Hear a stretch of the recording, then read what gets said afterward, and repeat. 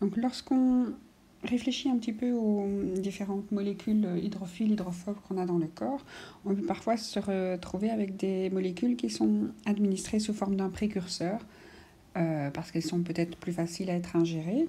Donc la différence entre un précurseur et un principe actif, un précurseur doit encore être transformé par le corps. Donc on ingère par exemple de la cortisone, et le corps, lui, il va la transformer en cortisol, qui est le principe actif. Donc le principe actif, c'est la molécule qui doit agir, molécule finale active.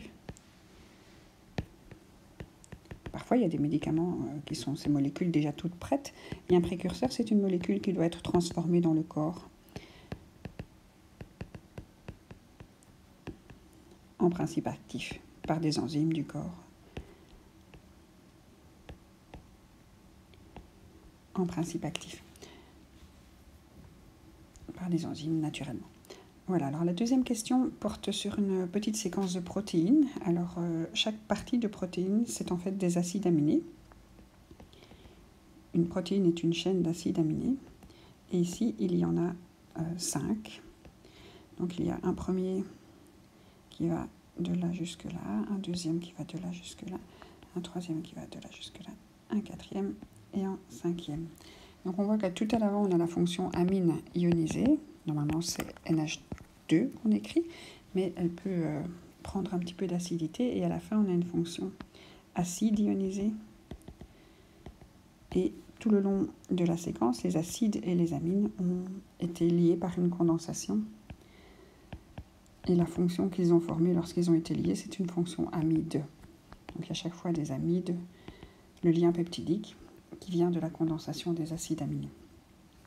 Alors qu'est-ce qu'il y a encore comme autre fonction dans ces molécules? Donc il y a l'acide ionisé ici, et il y en a un autre ici, l'acide ionisé, donc il manque son dernier petit H, il a perdu son acidité, il a rendu acide l'eau. L'amine, il y en a une au bout ici, et il y a des acides aminés qui portent aussi des fonctions amines. Il y a une autre amine ici, mais qui n'est pas ionisée. Ici, c'est une amine secondaire. Celle-ci, c'est une amine primaire. Alors, il y a encore une fonction alcool présente. Alors, après, il y a des phényls et des sortes de double cycle là, mais ce n'est pas des fonctions organiques au titre d'hétéroatomes. Voilà. Alors, ces 5 acides aminés ont chaque fois des chaînes latérales différentes et ils vont être plutôt hydrophiles ou plutôt hydrophobes. Alors quand on a des carbones et des hydrogènes, je vais le faire avec ça, quand on a des carbones et des hydrogènes, c'est plutôt gras, c'est pour ça que je fais en jaune comme de la graisse. Donc toute cette partie comme ceci, c'est plutôt gras. Un petit peu de gras ici et un petit peu de gras ici. Donc dès que vous avez carbone, hydrogène, ça fait hydrocarbures, c'est plutôt gras. Hydrocarbures, comme le pétrole. Gras, c'est hydrophobe. Alors, dès que vous avez des charges, ici on a une belle charge, là on a une belle charge. Dès que vous avez des molécules qui peuvent faire des ponts hydrogène, donc c'est polaire. Ici c'est polaire aussi. Dès que les amines peuvent faire des ponts hydrogène, les oxygènes, les alcools peuvent faire des ponts hydrogène. Ça c'est plutôt hydrophile. Donc les acides aminés hydrophiles sont ceux qui sont chargés. Donc c'est hydrophile car il est chargé. Alors vous allez me dire, oui, celui-là il est assez hydrophobe et assez hydrophile, ben, c'est souvent la charge qui gagne. Donc légèrement hydrophobe. Il a quand même une longue chaîne. Pour celui qui a le OH et un seul CH2, il est clairement hydrophile. Il va se comporter comme un simple alcool. Alors le tout gros avec la petite amine polaire, lui, il va être plutôt hydrophobe. Une grosse majorité de carbone et d'hydrogène qui prennent de la place et l'amine qui est noyée dans ça. Voilà, donc il y avait 1 et 2 hydrophobes, 1 et 2 hydrophiles, 3 pardon, 1, 2, 3 hydrophiles, et celui du milieu, je peux accepter un petit peu, qu'on considère aussi qu'il est hydrophobe. Les différentes fonctions organiques présentes, ben, il y a les amides, peut-être reprendre le bleu de l'amide, ici encore un amide, et donc les autres on les a cités, acide, alcool, amine, et je crois que c'est tout. Il ne fallait pas chercher ici ni de cétone ni d'aldéhyde. Quand le CO est accroché à un oxygène ou un azote, c'est une fonction plus grande que l'acétone. Après, on va examiner les hormones.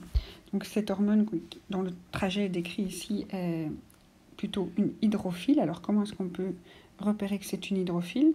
On voit qu'elle sort par une... Donc là c'est l'hormone triangulaire dans sa cellule de glande, la cellule qui la fabrique. Et là-bas c'est la cellule cible. Et donc l'hormone est dans une vésicule d'exocytose.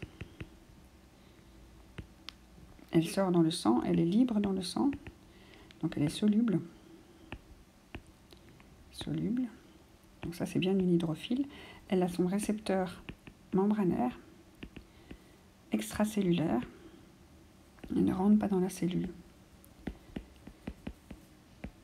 Et à l'intérieur, elle fabrique une autre molécule, un second messager, avec une amplification. Donc une hormone fait vraiment beaucoup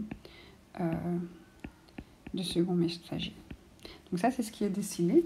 Après, il était demandé d'extrapoler, de rajouter un beau texte avec plus de détails. Donc ce qu'on peut donner comme détail, c'est que les seconds messagers vont modifier l'activité de la cellule. Ils changent le métabolisme, la vie de la cellule cible. Sa vie. Qu'est-ce qu'ils peuvent faire? Ils peuvent activer des enzymes. C'est pour ça qu'ils doivent être nombreux, parce que des enzymes ne sont jamais là en 2-3 exemplaires, mais plusieurs milliers. Ou les inhiber, ces enzymes. Ils peuvent aussi provoquer des sorties de vésicules d'exocytose. C'est ce qu'on a vu pour le fonctionnement de l'insuline. Il faut sortir des vésicules d'exocytose contenant des canaux à glucose, sortie de vésicules d'exocytose. Alors on peut aussi détailler au niveau de sa synthèse. Donc souvent les hormones hydrophiles sont souvent des protéines. Donc une hormone hydrophile est souvent une protéine. Alors comment on peut la synthétiser? Dans sa cellule de glande, là où elle est fabriquée. Donc une protéine est synthétisée depuis l'ADN du noyau en ARNM, tout ça dans le noyau. Ça c'est la transcription. Cet ARNM est ensuite transporté hors du noyau. On peut le faire sortir plutôt par là, ARNM. Il va jusqu'au ribosome, donc on peut faire des ribosomes. Et là, il va être traduit en protéines. Ça, c'est la traduction dans les ribosomes. Les ribosomes peuvent se coller au RER. RER, réticulum endoplasmique rugueux, c'est ce qui est représenté là. Et puis, ils vont être fabriqués et voyagent. Donc, les protéines formées vont voyager dans des vésicules. Donc, mon Golgi, en fait, en vésicule de transport. Donc, le Golgi, il est ici. Et elles vont aller du Golgi vers la membrane. Aussi par des vésicules, mais là, on a déjà cité, ce sont les vésicules d'exocytose.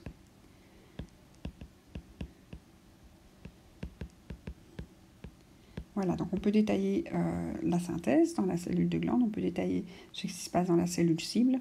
Le transport, il n'y a rien de plus à dire que c'est libre dans le sang. On peut parler des compartiments atteints, donc ça c'est ce qu'on appelle la distribution, uniquement dans les milieux extracellulaires.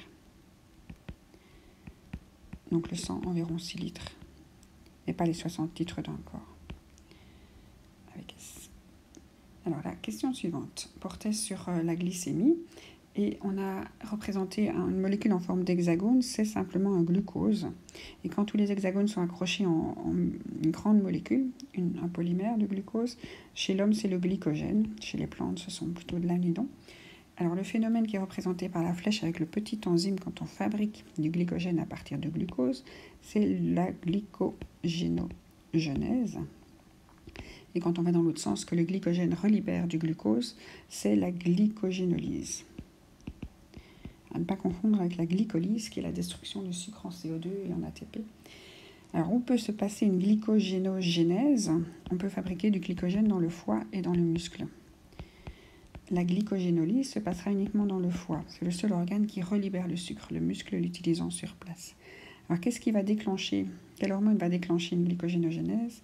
Moi, j'ai plus facile à me dire que si on doit fabriquer du glycogène, c'est que la glycémie est trop élevée. Si la glycémie est trop élevée, le pancréas va le détecter et sécréter de l'insuline. Dans l'autre cas, quand on doit relibérer du sucre, c'est que la glycémie est trop faible.